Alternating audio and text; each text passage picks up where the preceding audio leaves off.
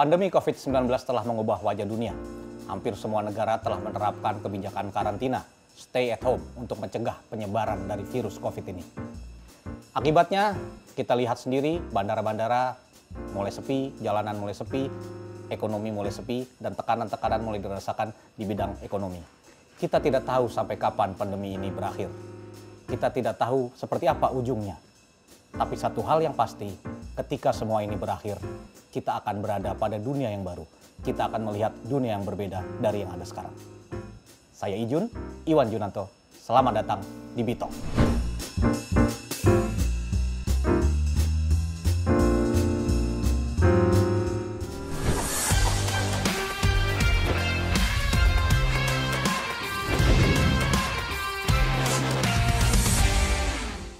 Pandemi COVID-19 yang kemudian menekan kepada permasalahan ekonomi ini, sebagaimana dikatakan oleh Gubernur Bank Indonesia Peri Warjio, bukanlah satu hal yang biasa.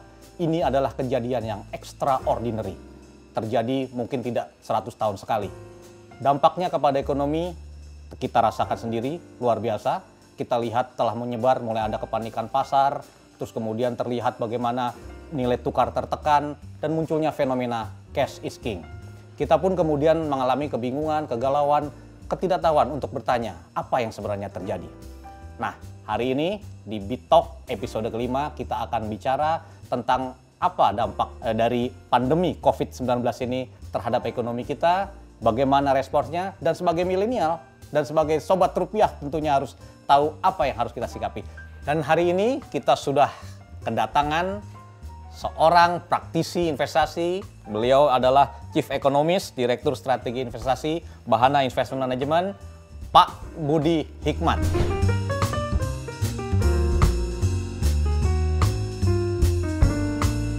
Nah ini karena kita lagi physical distancing, jadi kita lakukan diskusi melalui virtual atau online.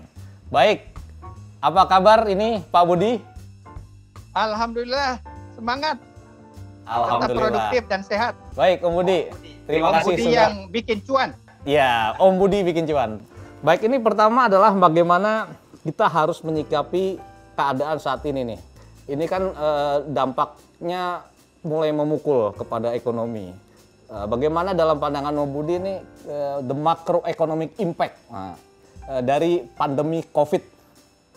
Dampaknya secara makro itu sangat ditentukan oleh adakah kebijakan sifatnya antisipatif.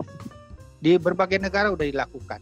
Apakah di Amerika dan termasuk di Indonesia, ya di Indonesia baik yang dilakukan oleh katakanlah KSSK ya melalui Perpus 120 yang sudah dimulai dengan penerbitan global bond dan oleh Bank Indonesia sendiri yang aktif menggelar stimulus. Menurut Om Budi, respons pemerintah sekarang dengan Perpu itu dan Bank Indonesia sendiri, ini bagaimana dalam pandangan Om Budi? Apakah ini terburu-buru atau tepat atau seperti apa? Ini saya mau lihat. Saya sih ngelihat pertama pemerintah ya itu sudah belajar banyak dari krisis 2008. Jadi boleh dibilang timely, ya.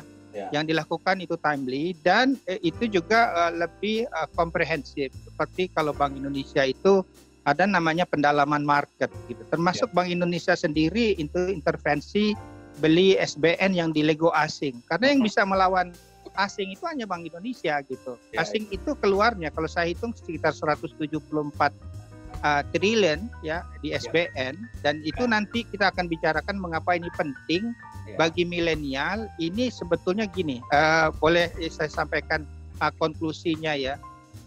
Crisis is apparently the best time to make money. Oh, justru gitu Pak ya? Orang kan berpikir krisis ini kita kehilangan uang harusnya. Tapi bagi Om Budi justru ini the time to make money. Jadi begini yang menariknya bagi teman-teman milenial, ada suatu kenyataan berbeda di pasar keuangan dan di sektor real. Sektor real pasti berjibaku untuk menghadapi tekanan resesi yang pasti tidak terelakkan. Tapi pasar modal itu adalah peserta demokrasi yang spontan, bengis, mandiri, namun pragmatik gitu. Mereka tuh udah lakukan price in istilahnya. Jadi seperti bursa saham di Amerika, itu hanya butuh waktu 33 hari buat turun 34%. sekarang mereka itu sebetulnya boleh dibilang sudah price in bad news. Tinggal mereka menunggu kehadiran dua hal.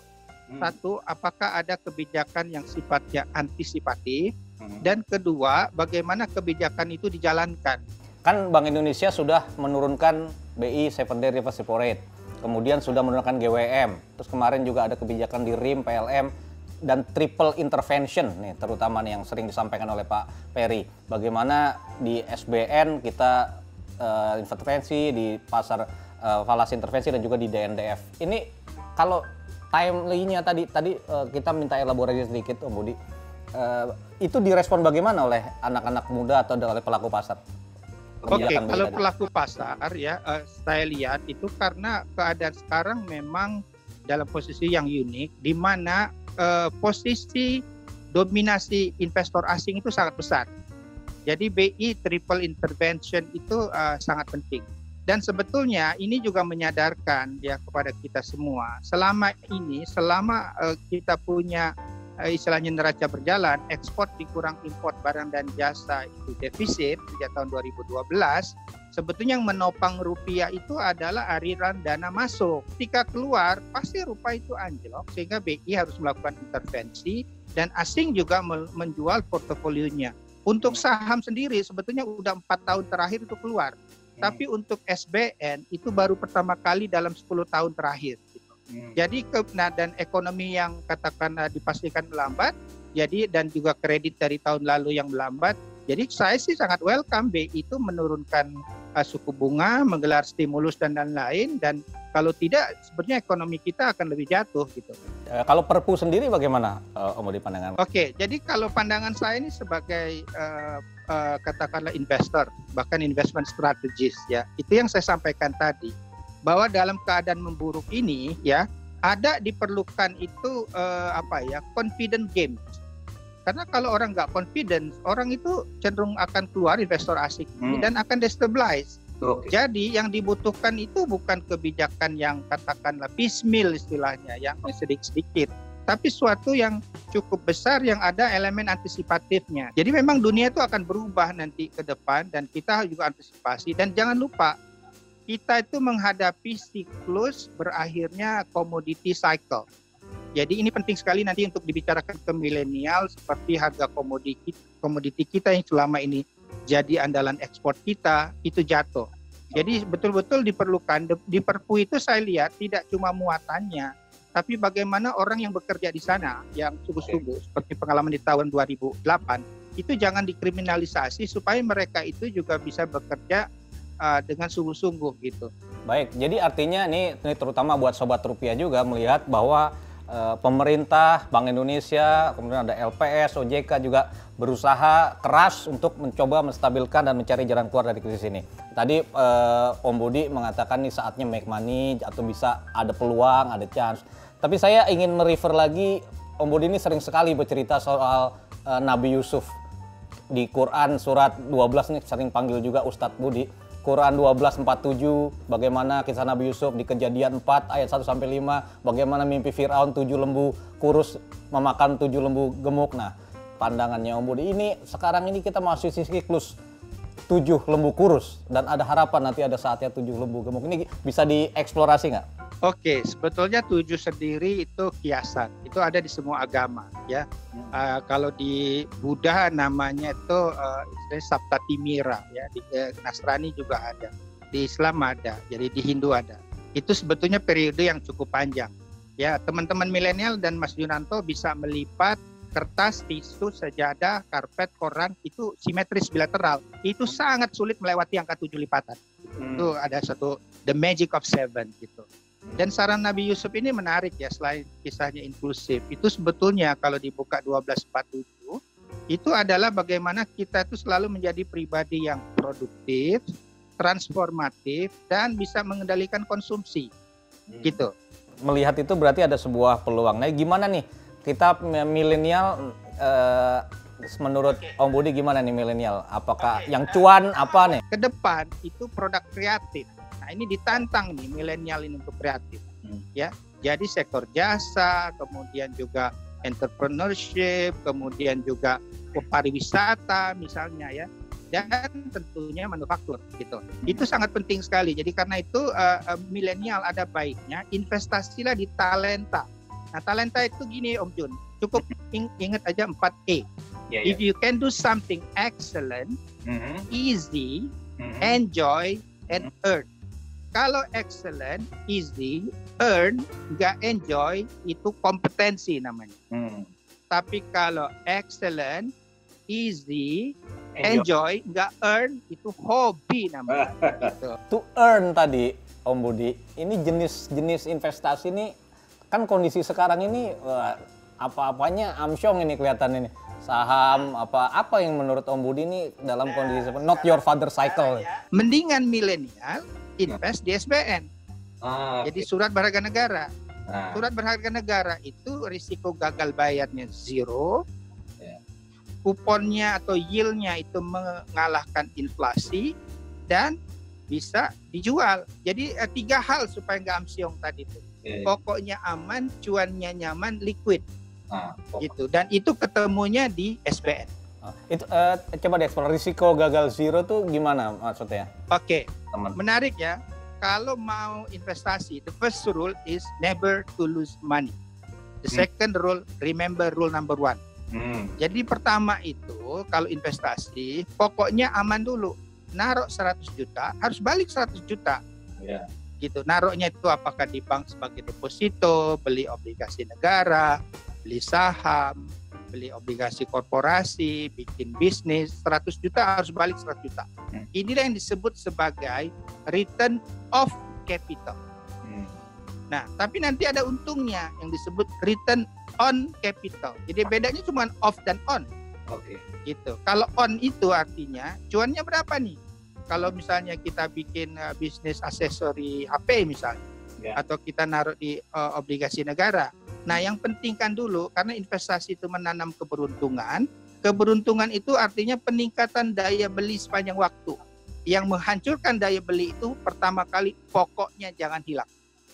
Kedua, yang menggerus daya beli itu adalah inflasi. Cuannya harus mengalahkan inflasi. Ketiga, investasi itu bukan cuma bisa masuk, bisa keluar, bisa dicairkan.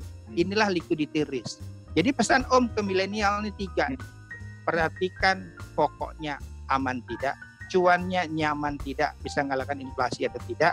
Kemudian investasinya bisa diambil sewaktu-waktu enggak. Itu dia.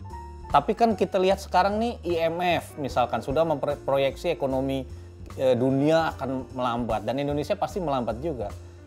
Di mana kita melihat optimisme ini? Oke, saya kasih tahu risiko kita ini sekarang tuh crisis in the West affecting the rest. Krisis kita itu bukan sekarang. Krisis kita itu tuwir sebelum tajir. Itu tahun 2030 ketika penduduk Indonesia menua. Jangan sampai pada nonton film Parasite kan, itu ada 3 keluarga. Keluarga Park yang kaya, keluarga Kim yang miskin tapi pintar cipoa, dan satu lagi keluarga namanya Moon Gwang. Moon Gwang itu dia bilang, we don't have income, we don't have money, only debt gitu. Nah, jadi hindarilah krisis sekarang, kristal huta barat, krisis total hutang tambah berat. Jadi yang milenial, mumpung masih muda, investasilah di talenta. Dan kalau ngomong investasi itu bukan atau tapi dan, bukan saham atau properti atau obligasi negara. Wah, luar biasa. Jadi ini kita belajar banyak nih dari Om Budi tentang bagaimana pertumbuhan, growth, tadi protection dan konsumsi, dan terutama bagaimana kita tetap bisa optimis menghadapi masa depan. Terima kasih banyak nih Om Budi udah meluangkan waktunya ke kita, ke Sobat Rupiah, para milenial, anak-anak muda, dan sharing ilmu yang pastinya bermanfaat. Teman-teman Sobat Rupiah, kita lihat sekarang kondisi pandemi COVID-19 ini memang berat dan extraordinary seperti tadi dikatakan oleh Gubernur BI. Tapi kita harus tetap optimis dan percaya kepada apa yang dilakukan oleh pemerintah, Bank Indonesia, LPS, OJK. Kita lihat respon pemerintah begitu cepat untuk menjaga stabilitas. Tentunya ini bukan krisis yang mudah dan tidak bisa hanya dikerjakan oleh 1-2 lembaga, tapi butuh dukungan bersama. Kita tadi disampaikan oleh Om Budi untuk tetap optimis, tetap mencari peluang, dan tentunya kita bersama-sama bekerja membangun optimisme demi Indonesia yang lebih baik. dan bisa keluar segera dari pandemi COVID dan tekanan ekonomi kita. Terima kasih dan sampai jumpa di BitTalk selanjutnya.